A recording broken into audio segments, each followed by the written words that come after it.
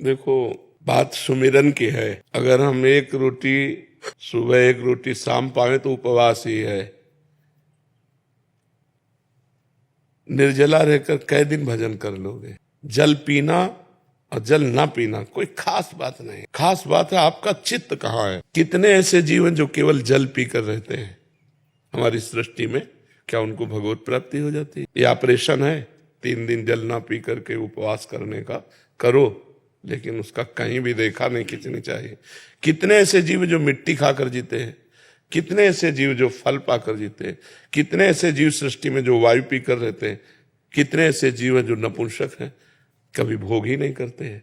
क्या इनको भगवत प्राप्ति हो जाती है? जिसका चित्त भगवदाकार है उसको भगवत प्राप्ति हो जाती है। अब हमको देखना है मिताहार, सात्विक, भगवत प्रसाद, ये व्रत से भी बढ़कर है। मिताहार माने थोड़ा, अगर हम 4 रोटी खाते हैं तो 2 रोटी खाएं, और धर्म की कमाई, पवित्र भोजन और भगवान को अर्पित करके, और रोज भजन हो रहा है, सब कुछ हो रहा है। खास बात भजन है। अपने भी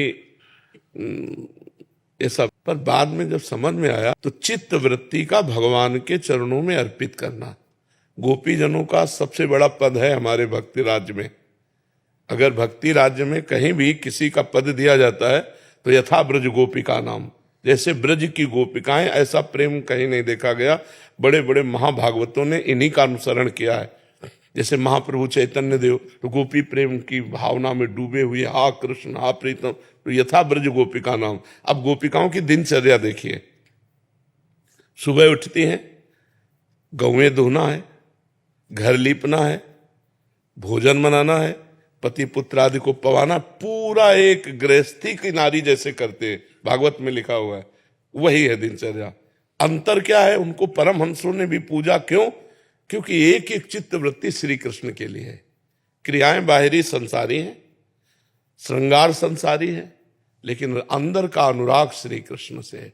मुरारी पादार्पित चित्त वृत्ति, एक एक वृत्ति, जैसे समुद्र में तरंगें उठती हैं ऐसे चित्त में वृत्तियां उठती रहती हैं। हमारी हर वृत्ति संसारिक उठती है, और अगर हर वृत्ति भागवतिक होने लगे, बस यही साधना का लक्षण है, चित्त वृत्ति भागवती को होने लगे। दुर्वासा जी दूब का रस केवल पीते हैं। अम्बरीश जी चक्रवर्ती सम्राट है, नवीन नवीन रानियां, हर भोग हर सामग्री। दुर्वासा जी तप में अहम है। अम्बरीश जी कृष्ण सावई मना कृष्ण पदारविंदयो, भगवान के चरणों में।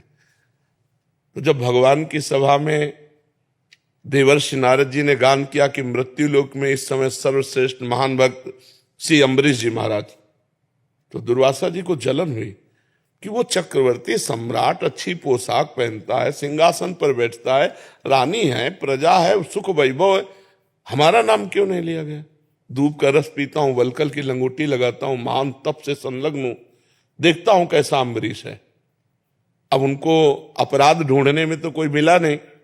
द्वादशी पारायण का समय जा रहा था, तो ब्राह्मणों से पूछा, विद्वानों से, ब्रह्म ऋषियों से, तो उन्होंने बताया भगवान का चरणामृत जलपान कर लेना, पारायण भी माना जाएगा और अतिथि सत्कार में कोई विघ्न भी नहीं होगा, क्योंकि आपने अतिथि दुर्वासा जी को किया है।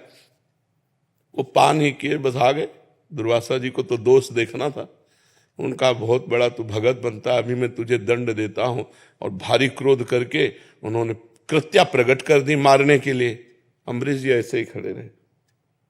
दैन्यता की मूर्ति भगवान के सुदर्शन चक्र ने प्रकट होकर कृत्या को नष्ट किया और त्रिभुवन में दौड़ाया दुर्वासा जी को। दौड़ाया नहीं तो भस्म तो 1 मिनट में कर देते, दौड़ाया, केवल भक्त है ना भगवान के, दौड़ाया। अब वो भगवान ब्रह्मा जी ने कहा हरि का सुदर्शन चक्र, हमने शिव जी ने कहा ये तो भगवान का नित्य पार्षद सुदर्शन, इससे वो भगवान की शरण में जाओ। दुर्वासा जी भगवान ने कहा अहम भक्त पराधीन हो असुतंत्र ईदिश, मैं इस समय असुतंत्र हूं, सुदर्शन मेरे कहने से नहीं रुकेगा। अम्बरीश के पांव पड़ो जाके। जब अम्बरीश जी के चरणों, तो अम्बरीश जी ने जल लिया और कहा मन वचन कर्म से आज तक मैंने जितना भजन साधन पुण्य किया वो सब दुर्वासा जी को प्राप्त हो जाए, और हे सुदर्शन इसके प्रभाव से आप।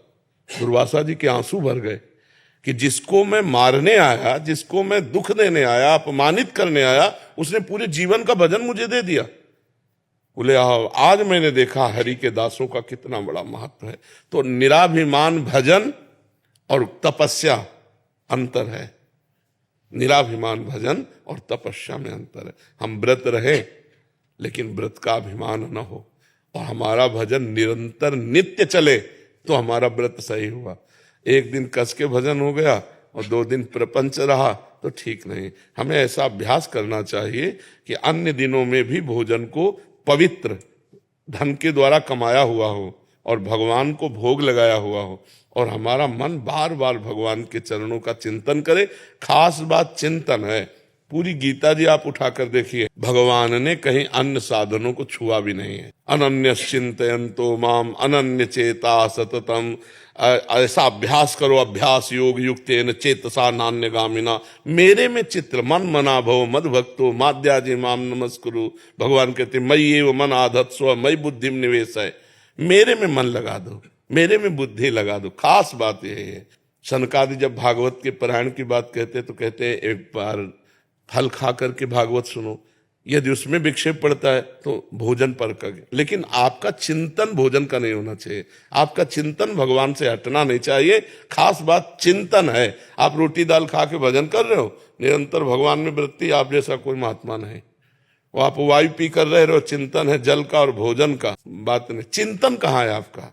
आंतरिक चिंतन से भगवत प्राप्ति होती, बाहरी क्रियाओं से नहीं। बाहरी क्रियाओं से प्राप्त नहीं होती। बाहरी क्रियाओं का तो कभी कभी अहम भी जागृत हो जाता है कि मैं निर्जला रहता है, तो वो जो मैं निर्जला रहता हूं ये भगवत प्राप्ति में बाधा पहुंचा दे। एकदम दैन्य। यही दरबार याद भी नहीं आनी चाहिए। यही दरबार दीन को आदर रीत सदा, प्रभु में किसी योग्य नहीं। इसीलिए कहा सुनेरी मैंने निर्बल के बल राम, अपबल तपबल, ये तप बल और बाहुबल, चौथो बल है दाम, सूर किशोर कृपाते सब बल हारे को हरि नाम, सुनेरी मैंने निर्बल के बल। हम ये नहीं कहते निर्जला न रहो, लेकिन जिस दिन जैसे वैसे भजन होता है ऐसे रोज भजन होना चाहिए। कैसे हो? अल्पाहार, पवित्र आहार, और हमारा चिंतन जाए प्रभु की तरफ। हमारा चिंतन निर्जला की तरफ न जाए, हमारा चिंतन प्रभु में हो। सो सब धर्म कर्म जरि जाओ, जहां न राम पद पंकज भाव। वो धर्म कर्म में आग लगे यदि भगवान का चिंतन न हो। भगवान का चिंतन हो रहा है, सब ठीक हो रहा है। मंगल भवन है भगवान, अमंगलहारी है, उनका चिंतन हो रहा, सब मंगल हो रहा है। ठीक है, हर समय भजन की वृत्ति बने, इसलिए पवित्र आहार और थोड़ा आहार।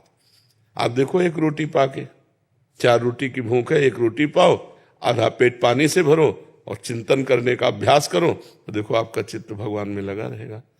और 4 रोटी पाने तो 4 रोटी पाए, ऊपर से पानी, फिर वायु, तो बस पचाने में सारी ऊर्जा लग जाएगी, भजन में नहीं लगेगी।